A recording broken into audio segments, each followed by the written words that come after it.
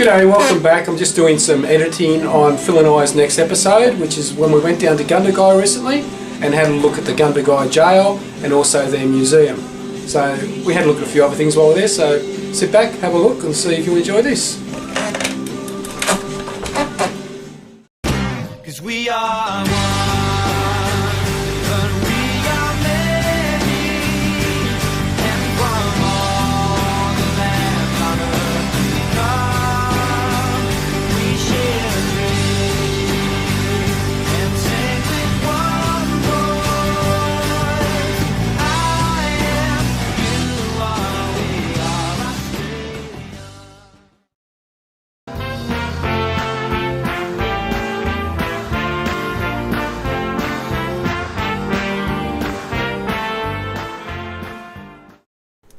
Welcome to Gundagai. Gundagai is located about 390 kilometres southwest of Sydney, travelling on the Hume Highway.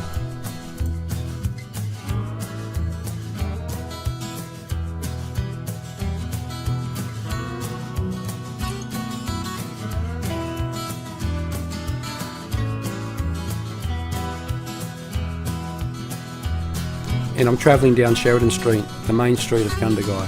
These are some old photos of the Worth Circus in Gundagai around 1900.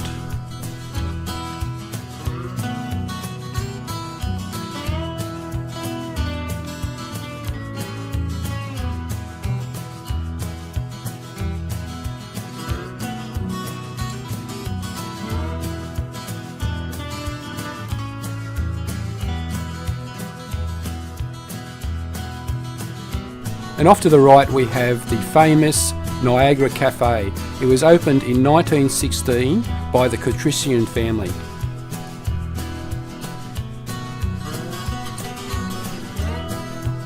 After a marvellous refurbishment in 1938, the cafe boasted a ceiling mural of stars and moons, which was unfortunately destroyed by a fire in the 1970s. Many of the other original features remain, however, including the Art Deco door, the booths and mirrors, the shop front bow, windows and the vintage neon sign. Really worth a visit, and they make great chocolate milkshakes.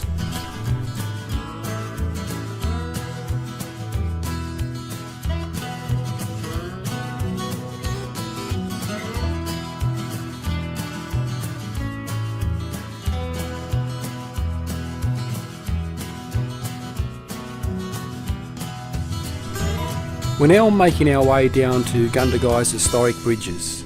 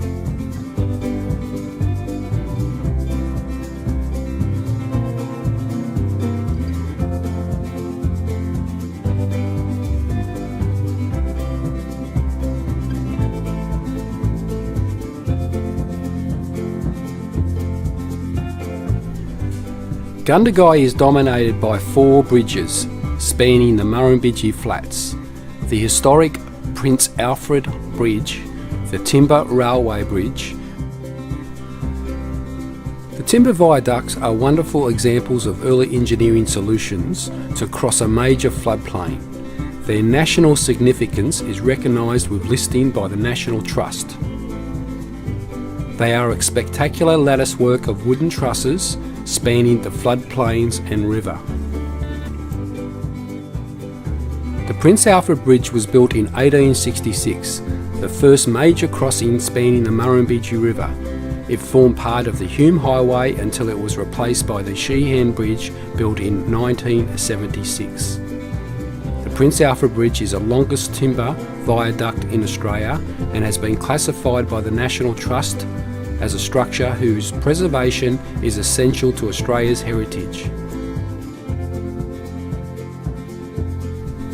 The other famous bridge is the railway bridge, which was completed in 1902. The viaduct is 819 metres long.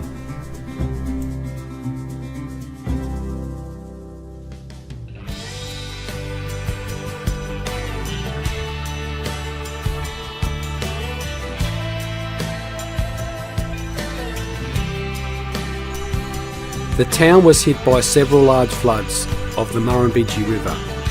The Crown Commissioner for the Murrumbidgee District, Henry Bingham, praised the heroic actions of the Aboriginal people at Gundagai in rescuing settlers from the 1844 flood.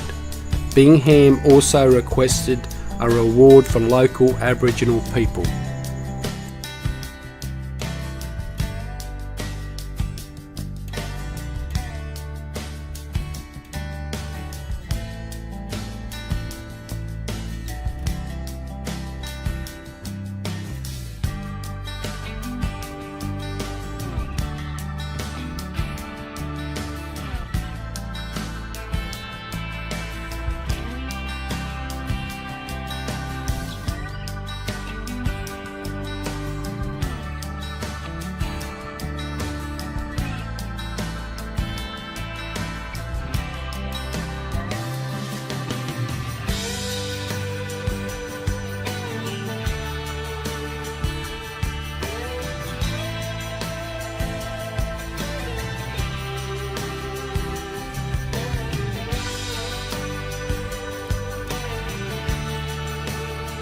We're now making our way to the Gundagai Jail. First of all, we have to stop off at the Visitor Information Centre to collect the keys. The jail housed the famous bushranger, Captain Moonlight.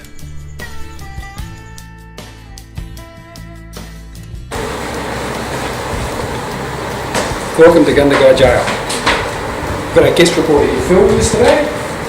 He's just picked himself a book, which is Jimmy Barnes, Working Fast Boy. Fantastic. Let's have a bit of a look around and see what we can find, a bit of history here. Captain Moonlight was imprisoned here before his execution, 1880. Anyway, let's get on with it. The old Gundagai Jail stands at the corner of 1st Avenue and Byron Street, surrounded by a high wall of local slate with sandstone capping.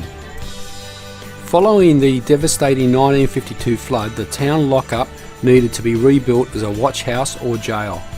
Alexander Dawson, the colonial architect, designed the building, and Charles Hardy won the tender for its construction in 1859. Hardy and Hodson builders completed further additions in 1861, and in 1863 a kitchen was built for the jail, designed by Giles Barner, the government architect. The magnificent stone boundary wall, which still stands today, was constructed in 1866. The jail consists of a cluster of buildings including the jailer's residence, the external kitchen block, the hospital, the jail exercise yard, an outhouse, outbuilding, a well, and archaeological remains.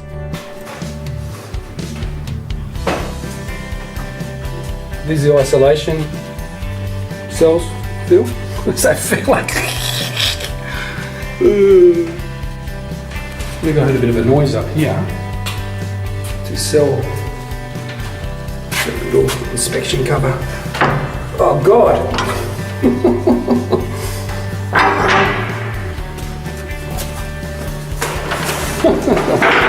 There's Phill. What are you doing?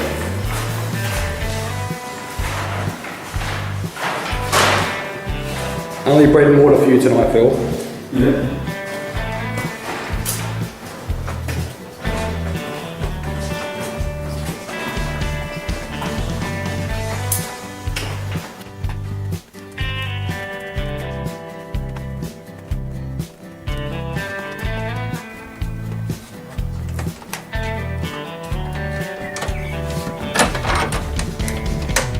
Does the key fit that lock?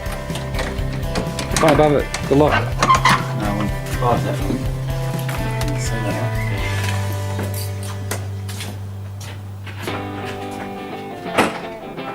Does it fit?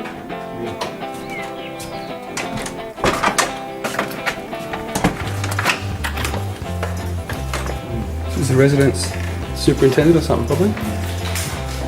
Yes, just goes anyway. Right. There's another key there. It's the laundry.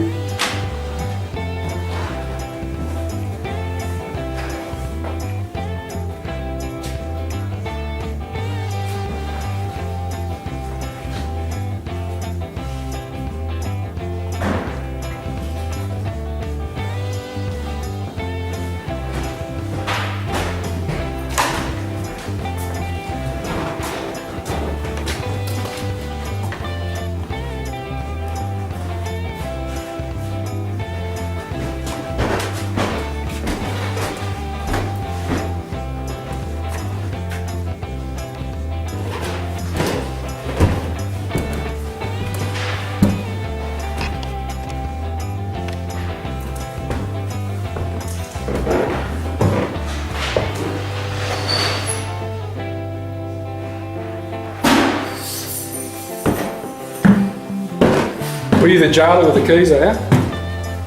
Are you the jailer with the keys?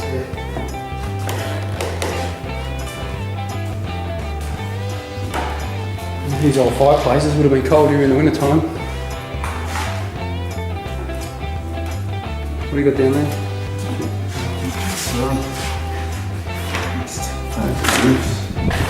Gundagai.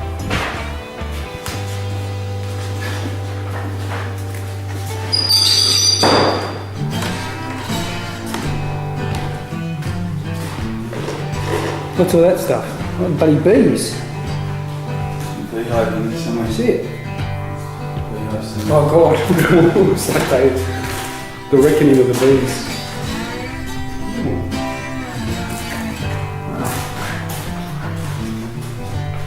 Oh, they got the insect killer. It's important.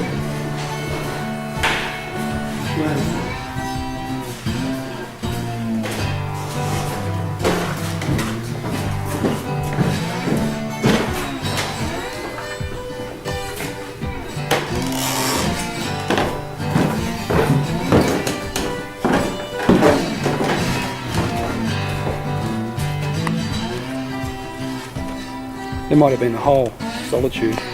It's got the vents on the side. Probably was, you know. They just moved it across. The two never been in a shut. What are those dogs? Are they guard dogs? There's a rabbit.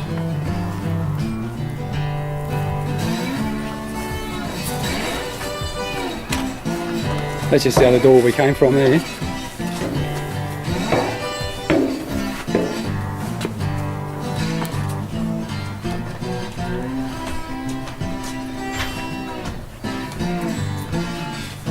Utilities block, kitchen, storeroom, warehouse, 1863.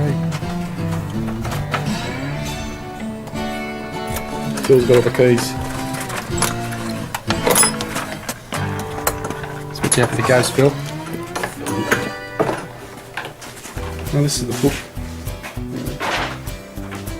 Oh God,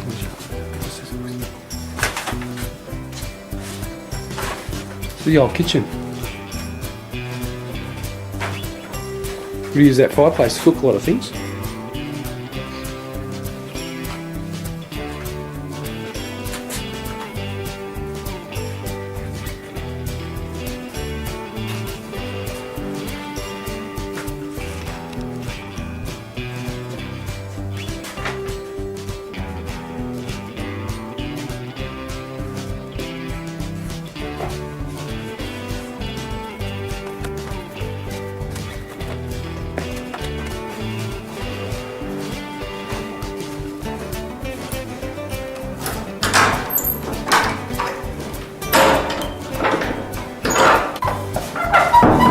This looks like a pretty serious door, this one. Yeah.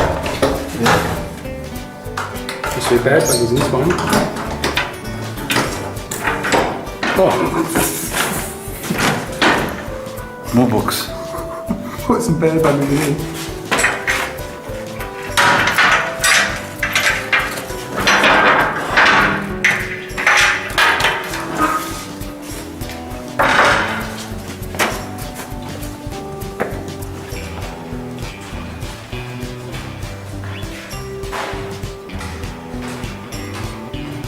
Ah, Captain Moonlight. That's right. Without a shadow of doubt, the most notorious outlaw to be locked up in Gundagai jail was Andrew George Scott, also known as Captain Moonlight. Born in Northern Ireland, the son of an Anglican priest, he was well-spoken and well-educated, with a well-developed taste for reckless adventure. He was also a swindler, a forger, and an elaborate liar who spent 10 years in Pentridge jail for robbery. There he met the young James Nesbitt, who, it's believed, became the love of his life. Who is he? Yeah, no, that's the way. Yeah, I read this before. That story. Famous bushranger. Letter from Moonlight to Mrs. Nesbitt.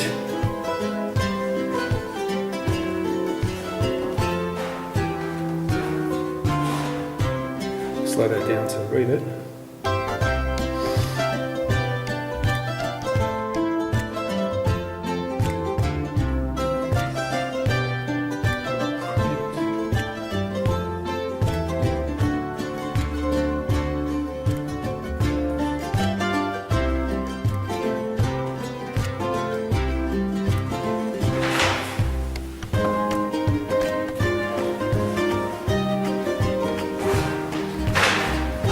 Executed 20th of January 1880. Previous convictions, false pretenses, bank robbery, under arms. Wow.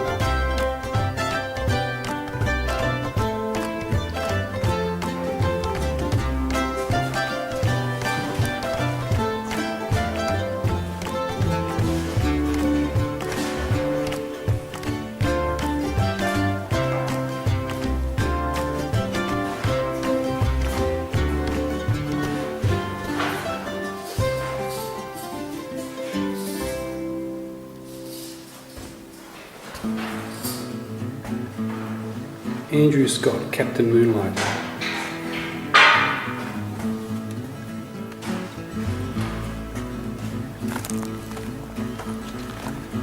So we're in Gundagai North Cemetery and we've just found Andrew George Scott's grave, aka Captain Moonlight.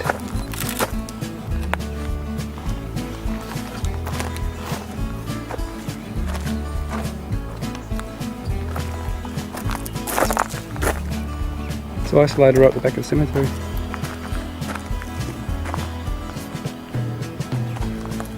On the 20th of January 1880, Captain Moonlight and Thomas Rogan were executed at Darlinghurst Jail.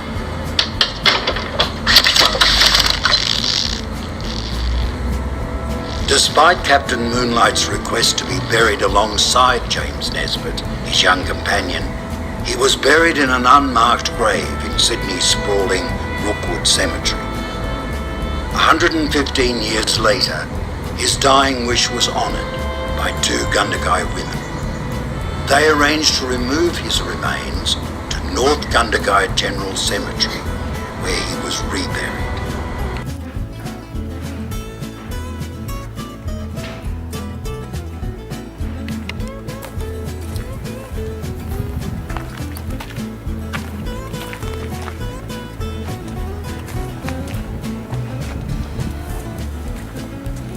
What's this, Phil?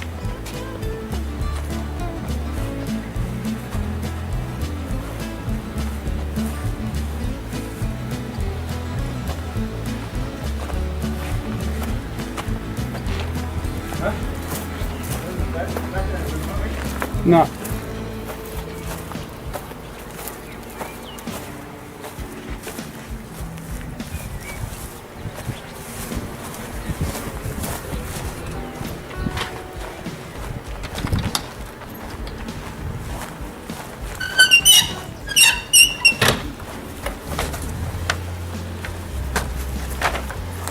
Whoa, What? this must be a storage room for meat or something. That's a solitary confinement. Think so? Yeah, that's what it This is. is the kitchen, isn't it? Oh, it could be the cool room. It's a room for meat.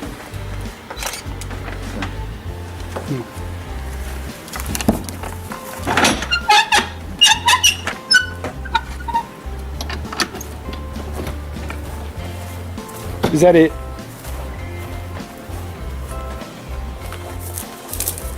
Toilet?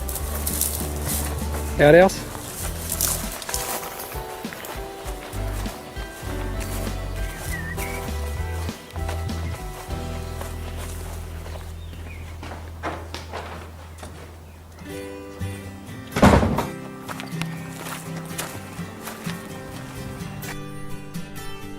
The Gundagai Museum opened in 1968 and has a lot of great artefacts. Well worth a visit.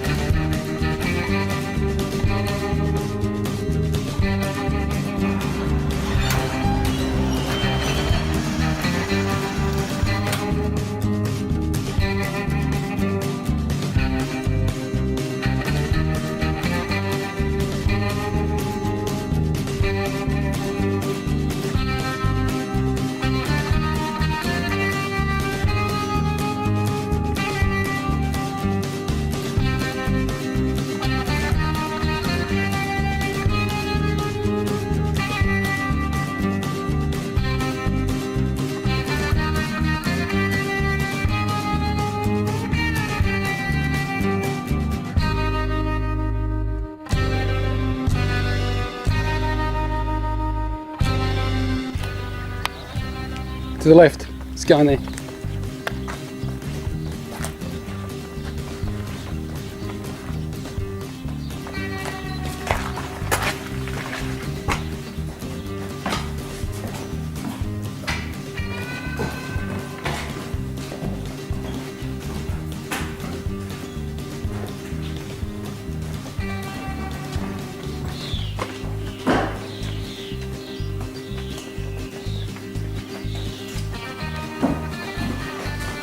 Hey Phil, want to take it up somewhere, mate?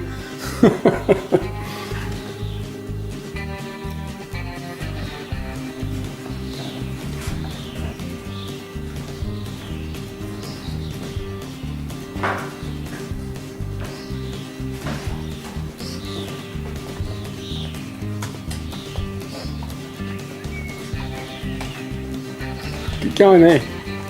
Go in here.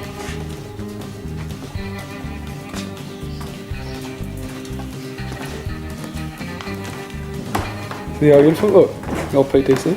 Yeah.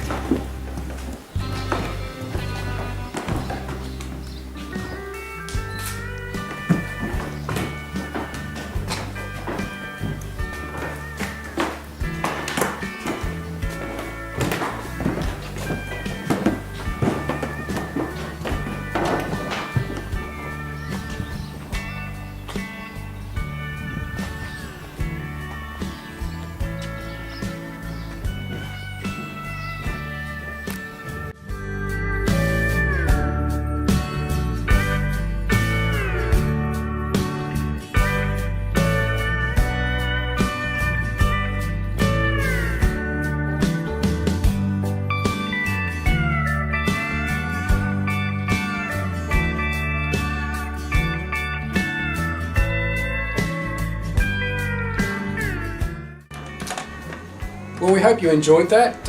Come back and see us next time. Hooroo!